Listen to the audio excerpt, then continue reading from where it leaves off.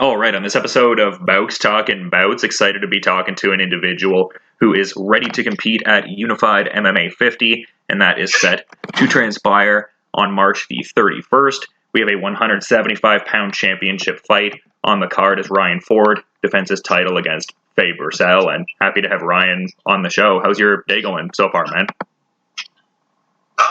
One session's been put in, now it's back to family, dad life, and then back to the gym again in the evening. Yeah, that's awesome to hear. And I was just seeing a bit before this interview on Unified MMA's Instagram account that this is going to be, the last dance in the MMA cage and like the final time defending this title. Like, how does, this all feel? Like, is it sort of like something you're going to try to like more so like think of and soak in after the fact? Like, what's the, I guess, sentiment heading into this last one? I got a job to do, and that's, defend my title. So, Fay Bursell is on my mind every day from the moment I get up till I go to bed. There's one job that I got to get done, and it's entertain the fans and the people watching worldwide, and, do what I do. Keep it real when I step in the cage.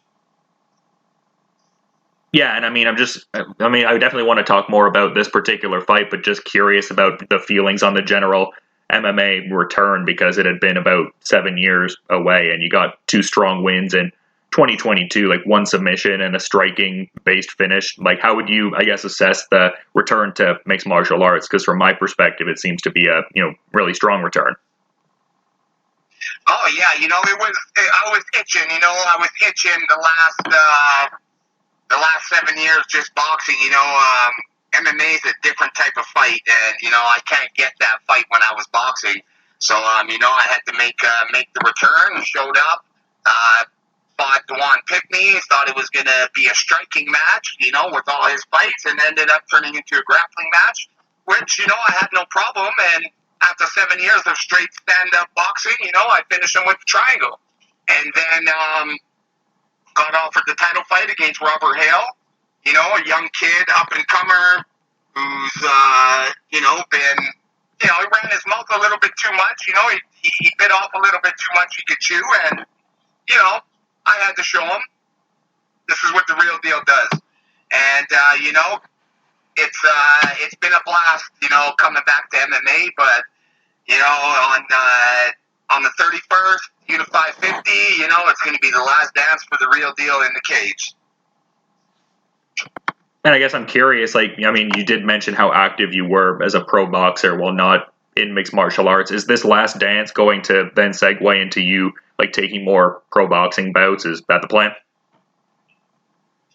Yeah, that's the plan. For me, it's, I turned 41 yesterday, so the time isn't on my side, and I believe MMA is more for, it's for the younger guys, with the grappling and the wrestling, and that's, I just feel that this last go, I'm busting my ass, putting my body through all the things that need to be done, and, I'm going to give it one more go, and obviously, in my mind, I'm ending on a high note, with my hands being raised and that belt strapped around my waist.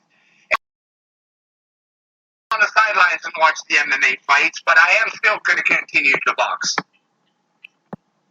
Well, that's awesome to hear. I'd kind of figured that was the case, but yeah, just thought to ask. And yeah, that was a great last performance. Like, you talk about the banter and stuff like that, and how it wasn't necessarily, in the MMA Empire article that I'm citing here, it didn't seem like something that was initially phasing you, but at the same time, it's oh yeah, he bit off a little more than he could chew. How would you, I guess, assess that last one overall? What was that performance like, and also just winning the title as well?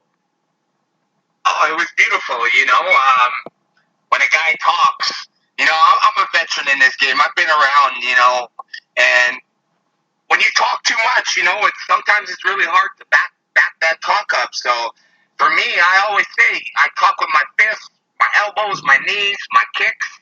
And, that's how I talk, I am very confident when I'm going in a fight because, I do put the work in, I sacrifice, I dedicate myself to the sport. So, there's a difference between being confident and cocky. And Robert Hill was a little too cocky, especially fighting a guy on my level that he's never faced before. But, you know, I'm pretty sure he learned from his last lesson. And, you know, on to the next. Yeah, for sure. And in speaking about that, on to the next, like, I'm curious about your general thoughts on Fay Bursell, like, in terms of, like, I guess his better stylistic attributes from what you may have seen. Like, what do you think he really does well in the cage? Yeah, you know what? We've watched a few of his fights. You know, he's an all-round fighter. He likes to stand, which, you know, I have no problem with that. And you know, if it goes to the ground, I'm ready. I'm there too. So you know what? He's a good challenge coming up. You know, he's an up and comer, and you know, he's coming to fight. You know, guys don't just take a fight against Ryan Ford and you know think it's going to be easy, except for the last guy.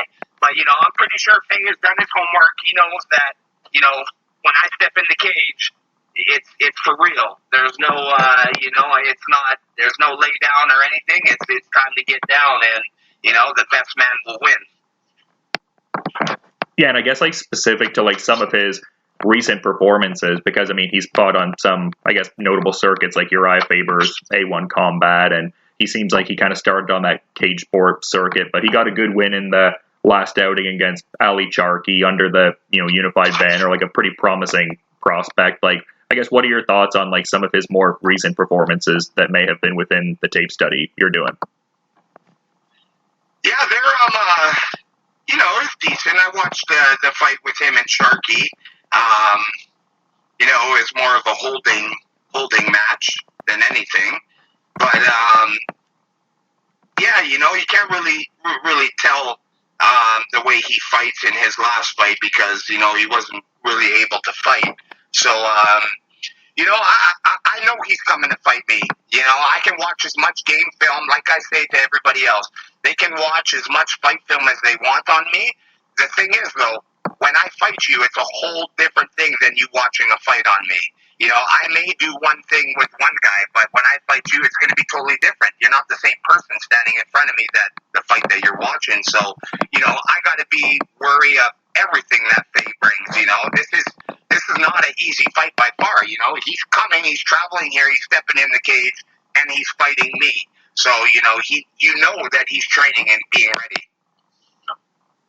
Yeah, I mean, I would have to agree. Definitely very stiff test, especially, you know, in this situation. Definitely not a situation to be taking lightly by any means. But I guess I'm kind of bouncing back and forth between certain topics here because, I mean, you've obviously done so much. But one thing I, you know, especially wanted to address was, like, I guess just the history of, like, Edmonton boxers. And it seems like for a while that's been of, like, paramount importance for you to be, I guess, like a featured name kind of within that tradition, like especially like your father being a former Canadian lightweight champion and everything. Like, how much, I guess, esteem does that give you, and how much does that, you know, motivate and drive you to be one of the more known, I guess, Edmonton born and raised fighters?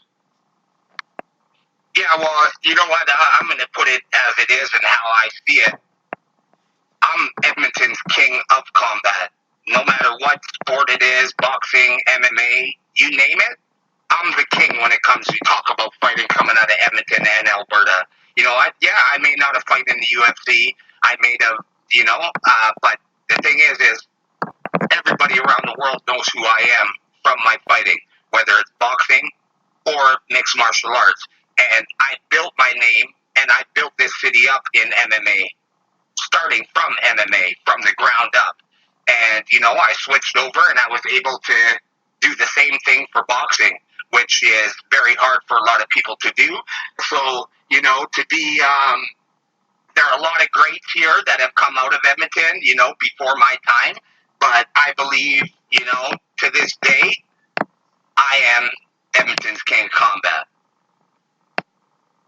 Yeah, I mean, for sure. I mean, there's a lot of, you know, classic fighters, like Scotty the Bulldog Olsen and Ken LaCusta. I've seen, oh yeah, for sure. I've seen them referenced in that kind of tradition, and like you're saying, very much interwoven into that. And I guess another thing I wanted to touch on, because like this is kind of interesting now, just with this having been October 2018, but we were talking in Edmonton at the Unified MMA 34 card and everything, and you were discussing the potential for some future bare knuckle boxing bouts. Is that still something on your radar? Oh, the bare knuckles on my bucket list. And I had to pay because it wasn't in the ring or in a cage. So it is definitely on my bucket list. When I'm retired from boxing, you catch me 100% in that bare knuckle cage or bare knuckle ring, and I gotta go out with one at least and get paid for it. I was actually relatively recently talking to BKFC figurehead David Feldman, and he was talking about the desire to want to expand into Canada, and he was, or rather I was kind of intimating that it would probably be in Alberta initially, if anywhere, and he seemed to kind of wryly smile. He didn't necessarily like overtly agree, but it seemed like that was kind of where it was going. Like that's where they'd kind of encroach into in their, Canada run, and even went as far as saying it could be the company's like number 2 market. Like, what are your feelings on all that? Oh, 100%. Well, me and David Philman are friends on Facebook, and we've had a chat a few times. So, yeah, I don't know if you remember, but I think it was maybe about a year ago before Julian Lane and Mike Perry fought. I had Mike Perry fished in and had him going, and then obviously Julian Lane started the whole beef at the BKB event and kind of, cut that line from Mike Perry being on my line. So, but, I'm definitely after, I'm going to get in there, and, it's bare knuckles. So, I want to fight whoever they got to fight, and whoever's making that money, that's who I want to fight. That's very interesting. So there were tentative talks to fight Mike Perry in his debut in BKFC? Yeah, we were, like if you saw, we were going back and forth, I was trying to reel that fight in, and we had it on the line, and then, that whole little beef started. So, yeah, it's good. I know a few people who fought in the BKFC, and, I've got the connections and stuff. So when it comes that time, and I'm ready to, hit that bucket list, we'll be in that cage throwing the bare knuckles. Yeah, I'd seen a bit of that on social media, but didn't know how much traction that may have had. So, I mean, that's definitely exciting, and the connections are, very cool too. But in kind of like, I guess, realigning the focus to MMA, I'm curious to like get your perspectives on this, because you were such a big part of MFC and played such a foundational role in like what through a certain stretch was like the big show in Canada, and just that being centric in Edmonton. It seems like in its own way, as much as it's its own unique entity, like Unified MMA seems to kind of be carrying that torch today. Is that kind of a characterization you agree with too? Oh yeah, 100% Unified is carrying the torch. There is no other MMA organizations. We used to have, like, I believe it was maybe 5 or 6 going at one time, and now there's just Unified. So, and Sonny, he puts on a good show. The production, UFC Fight Pass, it gives these young fighters that are coming up a platform to show their skills and, and take it to, as far as they want to take it. Yeah, for sure. And I guess as you're kind of readying to get into this final mixed martial arts fight, and it being within, that area, like Enoch being adjacent to, Edmonton, and so many big memories throughout your career. I mean, like winning that World Series of Fighting Canada belt, like AFC, TFC titles. I mean, could really go on. I mentioned the MFC legacy. Like, are there particular memories that really like stand out for you in like an MMA context as you kind of ready for this final throwdown? Man, just everything's coming back. Everything's coming back from the first fight, to throughout my whole career. It's every day. I see just stories that keep coming up on my feeds from, fights from back in MFC when I fought Pat Healy, from back in MFC when I fought Pete Spratt. It's Douglas Lima. I fought the best guys. In 170 pounds, and it's just all these memories coming back that it's get in that cage for the last time.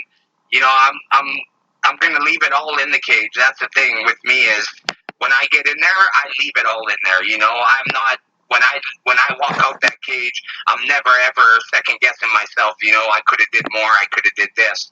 And when I go out there, I make sure that I train so that when I get in there, I leave it all in there. Yeah, for sure. I mean, your track record definitely speaks for itself. As you've said, you've fought a lot of real, top-notch combatants across multiple sports, to say the least. And, kind of in line with that, like you've been talking about how you want to do a bit more gloved boxing, and then when that wraps up, you'll kind of transition to bare knuckle. Like, what kind of goals and, I guess, broader aspirations do you still have in gloved boxing as you look to kind of transition more, like, in that direction going forward? Well, I'm 41 years old now, so it's for me. It's right now. I want to, my career is, starting to taper off a bit. People always ask, when are you going to completely stop fighting? And my answer always is when I wake up in the morning and I do not have that motivation to go to the gym and train, and when I do have a fight, people don't understand there's a difference between going to the gym and just training as your lifestyle and a fight camp. Once that fight camp gets too rigorous and too hard for my body to handle, that's the time that, I'm going to be like, hey, it's about time, because you see a lot of these fighters, they go a little too far. And when they go too far, we don't just get fired from a job. You get knocked out, you get hurt. So, I'm smart. I know what I'm doing. I know how to listen to my body, and it's I want to make some money, and I love to fight. So whoever wants it can get it. If it makes dollars, it makes sense. Yeah, for sure. And you're still getting in some elite, work, obviously, like Artur Beterbiev. I understand you were able to share some rounds there. So, yeah, I mean, still very much in there with, like, some just absolute killers. But in that kind of context, like, I'm curious about, like, some of the TriStar dorm stories from, like, the early 2010s. Like, it seems like there was, like, some good laughs had back in the day with, like, the, TriStar rap and stuff like that. Like, what are some standout, like, dorm stories you have that you can, tell on the show, I guess? Oh, man, where do we come from there? Man, I just, just that whole time being over there at TriStar dorms was just, it was just a different life, like, people don't understand, like, when people dedicate themselves, sacrifice, and live, eat, and breathe fighting. We're in a dorm where your mom ain't there to clean up after you. You got to do your dishes. You got to, like, it wasn't a nice place. Like, when I brought my wife and my kids out there the last time that we were in Montreal, and just to this day, just to show them the dorms, and they're like, you slept here? Like, But, that's the thing is people don't understand that the sacrifices that, I've made, being away from my family, and, the dedication of getting up when you're sore and still going to the gym and putting in that work. It's, people only see the red carpet walk of the fight. They don't see that the blood, the sweat, the tears. Sometimes you're back in your room and you're just like, man, like, when is it going to get easier? And, they don't understand that it is a grind, and most people cannot take this type of grind. Yeah, I mean, a lot of great insights for sure. And I mean, such a unique space, just like the actual physical proximity to the training space and stuff like that. But I mean, that is a very, genuine reality that's part of that. You know what I mean? Just like the sacrifices that are made. And yeah, people just really see the final, like, polished product and everything.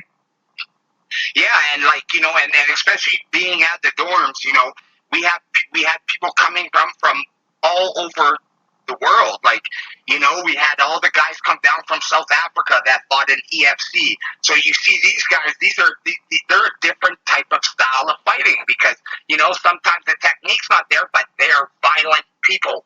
Then you get, I've been to Thailand, trained in Thailand, I trained with Edison, Hooker, Brad Cordell. I train with all those guys in Thailand. And then you get the Russians that come over there. You see that different type of style of fighting. And, just being around to get around and train with all the best, the top people. Like, when I was at TriStar, when my last 4 fights at MMA were at the same time that George had his last 4 fights, and it was either I was fighting a week before or he was fighting a week before or after. So like every time that I'm on the mat, you're on the mat with 40 killers, and like John Danaher come down with his kill squad from New York, there'd be like 20 black belts on the floor, and it's just like. You're getting better. Like, yeah, you may not be doing good, but iron sharpens iron. And, just rolling with these guys. Top guys back when I was in training at TriStar, like Braulio Estema, Murillo Santana. These guys, the jiu-jitsu was just on another level. And, like, people are always like, oh, Ryan is jiu-jitsu suspect. You don't understand. I know jiu-jitsu, especially now, like, I get back in the gym and, I'm starting rolling again and, rolling with the guys who do this every day. And they're like, bro, it just comes back. And I'm like, it's just like riding a bike with everything. When you do something for many years over and over and over and over and over again, it becomes instinct.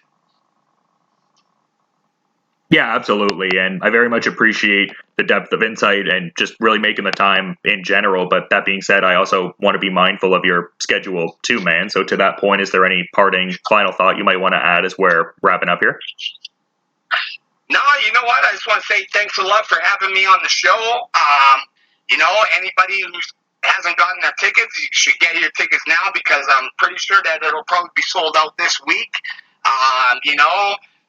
Thanks to everybody out there who supports me. And like I say all the time, too, everybody out there who hates me, too. Hey, keep hating. I love it because, my haters are my motivators.